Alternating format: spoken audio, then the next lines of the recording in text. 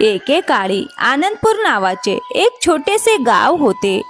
ते गाव शांत एकोप्याने राहणाऱ्या आणि आनंदी स्वभावाच्या लोकांनी भरलेले होते. मात्र त्या गावासमोर एक मोठी अडचण होती, शेतीयोग्य जमिनीचा अभाव. गावाच्या आसपास दाट जंगल आणि उंच बंजर टेकड्या होत्या. पावसाळ्यात टेकड्यावरून वाहणारे पाणी सुपीक माती वाहून नेत असे. त्यामुळे जमिनीवर दगड धोंडे उरले होते आणि ती शेतीसाठी निरुपयोगी बनली होती. याच कारणांमुळे आनंदपूरमधील शेतकरी रोजंदारीसाठी शेजारच्या सुखपूर गावात जात असत. एके दिवशी दोन शेतकरी विठ्ठल आणि गणू नेहमीप्रमाणे सुखपूरकडे निघाले. ते शेतात पोहोचून कामाला सुरुवात करणार इतक्यात सुखपूर गावातील मोठे जमीनदार आणि सावकार धनराज पाटील तिथे आले. अरे, तुम्ही लोक रोज माझ्या गावात कामासाठी येता, स्वतःच्या गावात शेती का करत नाही? अहो पाटील साहेब, आमच्या गावाची जमीन जंगल आणि टेकड्यांच्या अगदी जवळ आहे. पावसाचे पाणी सुपीक माती वाहून नेते, त्यामुळे जमीन दगडी आणि बंजर झाली आहे. तिथे धान्य तर दूरच, साधी भाजीपाला शेती सुद्धा होत नाही. म्हणूनच आम्हाला रोज इथे मजुरीसाठी यावे लागते. खरं तर आम्हालाही आपल्या गावात राहून काम करायला आवडेल, पण तिथे ना शेती चालते ना दुसरा कोणता रोजगार उपलब्ध आहे. अरे, मग तुम्ही लोक एखादा छोटा मोठा व्यवसाय का सुरू करत नाही? अहो पाटील साहेब, इथे तर 2 वेळच्या जेवणाची ही मोठी अडचण आहे. व्यवसाय सुरू करायचं म्हटलं तर भांडवल कुठून आणायचं? हे ऐकून धनराज पाटील फक्त मान हलवत पुढे निघून गेले आणि दोन्ही शेतकरी पुन्हा आपल्या कामाला लागले. त्याच दरम्यान आनंदपूर गावात माधव नावाचा एक तरुण राहत होता. गावातील लोक त्याला प्रेमाने माध्या म्हणत असत. तोही स्वतःला शेतकरी म्हणून घेत असे, पण प्रत्यक्षात त्याच्याकडे ना स्वतःची जमीन होती ना शेती. नावापुरताच तो शेतकरी होता. एके दिवशी माध्या आपल्या मित्र किशोर सोबत गावातील जुन्या वडाच्या झाडाखाली बसून आकाशाकडे पाहत होता. अरे किशोर, हे असं किती दिवस चालणार? आपण किती दिवस दुसऱ्यांच्या शेतात मजुरी करत राहायचं? अरे, मग दुसरं काय करणार? आपल्याकडे ना जमीन आहे ना पैसे. व्यवसाय सुरू करण्याचा प्रश्नच येत नाही. अरे मित्रा, तरीही काहीतरी करायला हवं. असं हातावर हात धरून बसलो तर आयुष्यात काहीच बदलणार नाही. तेवढ्यात रस्त्यावरून एक ऑटो रिक्षा जोरात येताना दिसली. त्यात बसलेला एक माणूस मोठ्याने ओरडत होता. यावो या, गरमागरम समोसे आणि चहा घ्या. सुखपूर गावातील प्रसिद्ध समोसे खाऊन बघा, पुन्हा पुन्हा खावंसं वाटेल. अरे चल ना किशोर, सुखपूर गावच्या समोस्यांची खूप चर्चा ऐकली आहे. आज आपणही चाखून बघूया. दोघेही धावत त्या ऑटो रिक्षा जवळ पोहोचले. अरे भाऊ, 2 प्लेट समोसे द्या. तुमच्या समोस्यांची खूप स्तुती ऐकली आहे. समोसे विक्रेत्याने गरमागरम समोसे त्यांच्या हातात दिली. दोघांनी समोसे खायला सुरुवात केली आणि पहिला घास तोंडात टाकताच अरे वा, किती छान चव आहे. खमंग, कुरकुरीत आणि तिखट मसालेदार. खरंच अप्रतिम. माध्याने आपल्या आईसाठीही 1 प्लेट समोसे बांधून घेतले आणि आनंदाने घरी आला. घरी पोहोचताच तो म्हणाला, अगं आई, हे घे, सुखपूरचे प्रसिद्ध समोसे आणले आहेत. लवकर खा, अजून गरम आहेत. अरे मुला, याची काय गरज होती? मला सांगितलं असतंस तर मी घरीच करून दिली असती. खरंच आई, तुला समोसे बनवता येतात? हो रे मुला, तुझ्या आजोबांचा पूर्वी समोसे आणि चहाचा छोटासा गाडा होता. मी रोज त्यांचं काम पाहायचे, तिथूनच सगळं शिकले. हे ऐकताच माध्याच्या मनात एक चमकदार कल्पना आली. अगं आई, मग आपण पुन्हा समोसे आणि चहाचा गाडा का सुरू करू नये? अरे मुला, कल्पना चांगली आहे, पण त्यासाठी पैसे लागतील. गाडा, भांडी, स्टोव सामान हे सगळं कुठून आणणार? अगं आई, त्याची काळजी तू करू नकोस. काही ना काही मार्ग नक्की निघेल. पण यावेळी आपण प्रयत्न करणारच आणि मनापासून करणार. त्या क्षणी माध्याने मनोमन एक निर्धार केला. आनंदपूरचे नशीब बदलायचेच. मग दुसऱ्या दिवशी पहाटेच तो उठला. रात्रभर त्याला झोप लागली नव्हती. त्याच्या डोक्यात सतत एकच विचारांची गर्दी होती. तो सरळ गावातील सावकार लक्ष्मण शेठ यांच्या घरी पोहोचला. माध्या नम्रपणे म्हणाला, शेठजी, मला थोड्या पैशांची गरज आहे. मी एक छोटासा व्यवसाय सुरू करू इच्छितो. अरे माध्या, पैसे देण्यात मला काही हरकत नाही रे, पण त्या बदल्यात काहीतरी गहाण ठेवावं लागेल. हे ऐकून माध्या विचारात पडला. माझ्याकडे गहाण ठेवण्यासारखं आहे तरी काय? ना जमीन, ना दागिने, ना घराची मालकी. काही क्षण तो शांत उभा राहिला, पण त्याचा निर्धार अजूनही तितकाच मजबूत होता. शेठजी, मी माझं घर गहाण ठेवतो. अरे ठीक आहे, पण लक्षात ठेव, ठरलेल्या वेळेत पैसे परत केले नाहीस तर ते घर माझं होईल. ठीक आहे शेठजी, मी पैसे नक्की परत करीन. लक्ष्मण शेटांनी त्याला पैसे दिले. पैसे मिळताच माध्या आनंदाने बाजारात गेला. तिथून त्याने समोसे आणि चहाच्या गाड्यासाठी लागणारे सर्व सामान विकत घेतले. एक गाडा, मोठी कढई, भांडी, स्टोव, मसाले, बटाटे, बेसन, चहापत्ती, साखर, दूध, जे जे लागणाऱ्या वस्तू होत्या ते सर्व सामान त्याने घेतले. संध्याकाळी तो आनंदाने घरी परतला. घरात शिरताच, अगं आई, बघ ना, सगळं सामान घेऊन आलो आहे. आजपासून आपण आपल्या नवीन कामाची सुरुवात करूया. पण घरातून कोणताच प्रतिसाद आला नाही. माध्या घाबरतच आत धावला. त्याने पाहिले की त्याची आई खाटेवर पडलेली होती. अगं आई, काय झालं? तब्येत ठीक आहे ना? अरे मुला, सकाळपासून बरं वाटत नाही. जरा डॉक्टरांना बोलावून आण. माध्या लगेच गावातील डॉक्टरांना घेऊन आला. डॉक्टरांनी काळजीपूर्वक तपासणी केली. काही वेळाने ते गंभीर स्वरात म्हणाले, अरे माधव, तुझ्या आईचे वय आता बरेच झाले आहे, त्यामुळे तिला चालणे फिरणे आणि काम करणे कठीण जाईल. तिला पूर्ण विश्रांतीची गरज आहे. कोणतेही कष्टाचे काम तिच्याकडून करून घेऊ नकोस. डॉक्टरांचे हे शब्द ऐकताच माधवच्या पायाखालची जमीनच सरकली. तो स्तब्ध उभा राहिला. आता समोसे कोण बनवणार? गाडा कसा चालणार? घर तर आधीच गहाण ठेवले आहे. आता पुढे काय? त्याच्या मनात एकामागोमाग एक प्रश्न निर्माण होत होते. आईने त्याच्या चेहऱ्यावरची चिंता ओळखली. अरे मुला, त्या गाड्याचा विचार सोडून दे. मी आता पूर्वीसारखं काम करू शकत नाही. अगं आई, ठीक आहे, तू काहीही काळजी करू नकोस. आधी तू बरी हो, बाकीचं मी पाहून घेईन. माधव जरी असं म्हणत असला तरी त्याच्या मनात प्रचंड वादळ सुरू होतं. माध्या घराबाहेर पडला आणि सरळ किशोरकडे गेला. त्याने घडलेला सगळा प्रकार किशोरला सांगितला. अरे मित्रा, आता काय करणार? घर गहाण ठेवलंस. जर समोसे आणि चहाचा गाडा सुरू झाला नाही तर कर्ज कसं फेडशील? अरे मित्रा, काळजी करू नकोस. काही ना काही मार्ग नक्की सापडेल. अरे मित्रा, आपण सुखपूरच्या त्या प्रसिद्ध समोस्यावाल्याकडून समोसे बनवायला शिकूया का? अरे, कल्पना तर चांगली आहे, पण तो आपल्याला शिकवेल का? अरे मित्रा, एकदा विचारून तरी पाहूया. मग दोघेही लगेच त्या समोस्यावाल्याकडे गेले. माध्याने नम्रपणे विचारले, अरे भाऊ, आम्हाला एक मदत हवी आहे. तुम्ही आम्हाला समोसे बनवायला शिकवाल का? अरे बाबा, मी तुम्हाला शिकवलं तर उद्या तुम्हीच माझे स्पर्धक व्हाल. मग माझा व्यवसाय कोण करणार? नाही, हे शक्य नाही. त्याचे उत्तर ऐकून दोघांचीही निराशा झाली. ते शांतपणे तिथून परत निघाले. आता माध्यासमोर खूप मोठी अडचण उभी राहिली होती. ना आई काम करू शकत होती, ना कुणी त्याला समोसे बनवायला शिकवत होतं. रात्रभर तो विचार करत राहिला. मग दुसऱ्या दिवशी सकाळी तो जड मनाने लक्ष्मण शेटांच्या घराकडे निघाला. त्याच्या मनात एकच विचार चालू होता. कर्जाचे पैसे परत करता आले तर कदाचित घर वाचेल.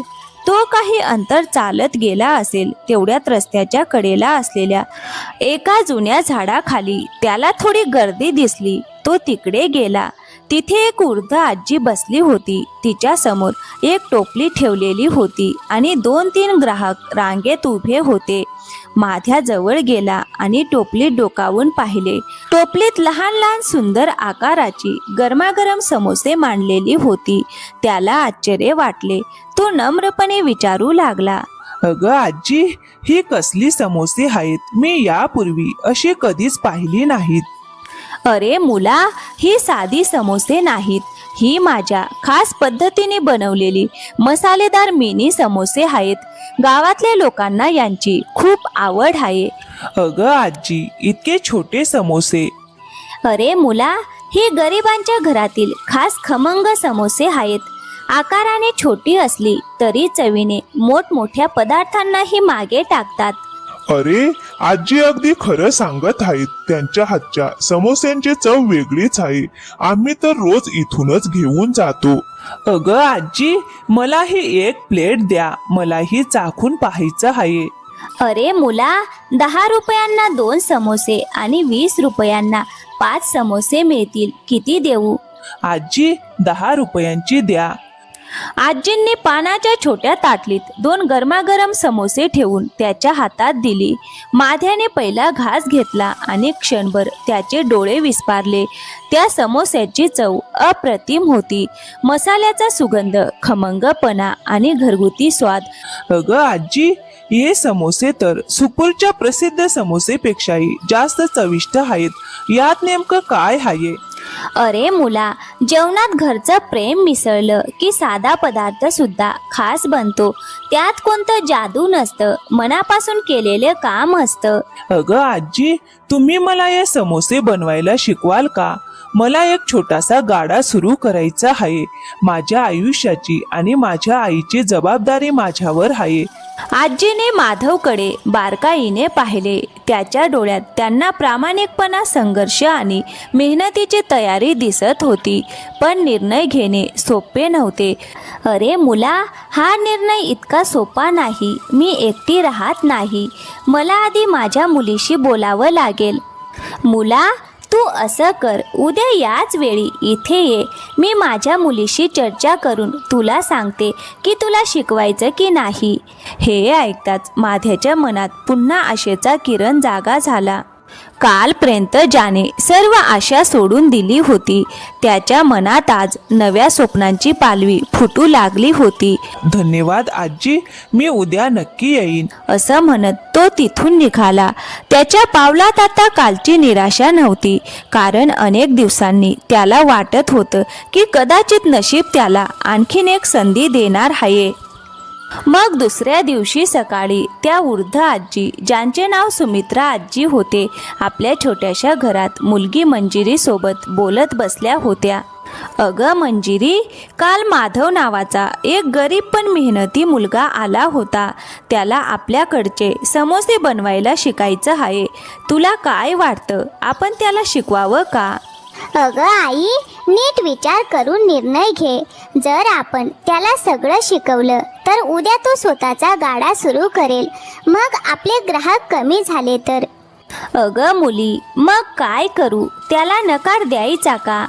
मंजिरी पुन्हा विचार करू लागली. अचानक तिच्या मनात एक कल्पना आली. अगं आई, आपण दुसरा मार्ग काढू शकतो. अगं आई, आपण त्याला समोसे बनवायला शिकवणार नाही, पण त्याच्या गाड्यासाठी रोज समोसे आपणच बनवून देऊ. अरे वा मुली, ही तर खूप छान कल्पना आहे. अगं आई, यामुळे आपल्यालाही घरबसल्या कमाई होईल. उन्हात उभं राहून विक्री करण्याची गरज नाही आणि त्या मुलालाही व्यवसाय करता येईल. हो ग मुली, हा उपाय खरंच उत्तम आहे. त्याच दरम्यान माध्या मोठ्या आशेने सुमित्रा आजींकडे जात होता. त्याच्या मनात अनेक स्वप्न होती. तेवढ्यात रस्त्यात त्याला लक्ष्मण सेठ भेटले. अरे, काय रे माध्या, बरेच दिवस झाले, अजून तुझा गाडा दिसला नाही. नेमकं चाललंय तरी काय? अहो शेठजी, आजच माझा गाडा सुरू होणार आहे आणि पुढच्या आठवड्यापासून तुमचे पैसेही हळूहळू परत करायला सुरुवात करीन. तुम्ही काळजी करू नका.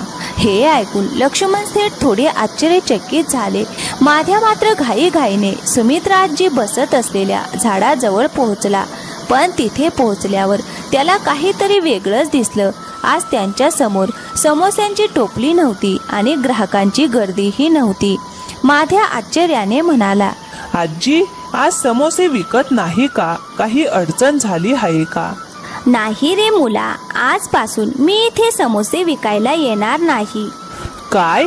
मग माझ्या गाड्याचं काय होणार? तेव्हा आजीने आणि मंजिरीने त्याला आपली संपूर्ण योजना सांगितली. त्यांनी सांगितले की ते रोज ताजे समोसे बनवून देतील आणि माध्या ते विकेल. अगं आजी, मला हा प्रस्ताव पूर्णपणे मान्य आहे. तुम्ही फक्त समोसे तयार करा. विक्रीची आणि ग्राहकांची जबाबदारी माझी. ठीक आहे मुला, मग तू तुझा गाडा तयार करून आण. मी लगेच समोसे घेऊन येते. काही वेळातच माधव आपला नवीन गाडा घेऊन आला. मग थोड्याच वेळात सुमित्रा आजीही गरमागरम समोसे घेऊन आल्या. दोघांनी मिळून प्रेमाने समोसे मांडले. अरे मुला, जा आता गावात विक्री सुरू कर. संध्याकाळी कमाई घेऊन इथे ये. माधव उत्साहाने गाडा घेऊन गावाच्या मध्यभागी पोहोचला. त्याने मोठ्या आवाजात हाक मारायला सुरुवात केली. या हो या, घरगुती खमंग समोसे आणि गरम चहा. एकदा खाल तर पुन्हा पुन्हा याल. त्याचा आवाज ऐकून गावकरी उत्सुकतेने त्याच्याकडे पाहू लागले. पण तेवढ्यात एक अनपेक्षित घटना घडली. सुखपूरचा तो प्रसिद्ध समोसेवाला आपला रिक्षा घेऊन तिथेच आला. योगायोगाने त्याने आपली रिक्षा अगदी माधवच्या गाड्याजवळ उभी केली आणि मोठ्याने ओरडू लागला, या हो या, सुखपूरचा प्रसिद्ध समोसा घ्या. गरमागरम खुसखुशीत आणि चविष्ट समोसा घ्या. एकदा खाल तर आयुष्यभर विसरणार नाही. दोघांचे आवाज आता एकमेकांशी स्पर्धा करत होते. गावकऱ्यांनी दोन्ही गाड्यांकडे पाहिले. मात्र सुखपूरच्या समोसेवाल्याची आधीपासूनच ओळख असल्यामुळे अनेक लोक त्याच्याकडे धावले. काही क्षणातच त्याच्या रिक्षासमोर मोठी गर्दी जमली. माधव आपल्या गाड्याजवळ उभा राहून हे सगळं पाहत होता. त्याच्या गाड्यावर मात्र अजून एकही ग्राहक आला नव्हता. मी इतका वेळ इथे उभा आहे, पण एकही ग्राहक माझ्याकडे आला नाही. आणि हा सुखपूरचा समोसेवाला आला आणि क्षणात सगळी गर्दी त्याच्याकडे गेली. आता काहीतरी करायलाच हवं. त्याने स्वतःला सावरलं, गाडा नीट लावला आणि मोठ्या आत्मविश्वासाने जोरात हाक मारली, या ओ या, फक्त 10 रुपयात 2 खमंग समोसे, घरगुती चव, खास मसाला आणि भरपूर प्रेमाने बनवलेले समोसे. एकदा खाल तर पुन्हा पुन्हा याल. त्याचा उत्साह आणि आत्मविश्वास लोकांच्या लक्षात आला. हळूहळू काही गावकरी त्याच्या गाड्याजवळ येऊ लागले. सर्वप्रथम एक ग्राहक आला.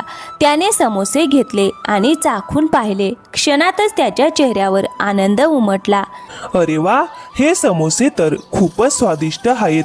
त्याने आपल्या मित्रांनाही बोलावलं. थोड्याच वेळात दुसरा ग्राहक आला, मग तिसरा आणि बघता बघता माधवच्या गाड्याभोवतीही गर्दी जमू लागली. संध्याकाळ होईपर्यंत माधवने आणलेला एकही समोसा शिल्लक राहिला नाही. सगळे समोसे विकले गेले.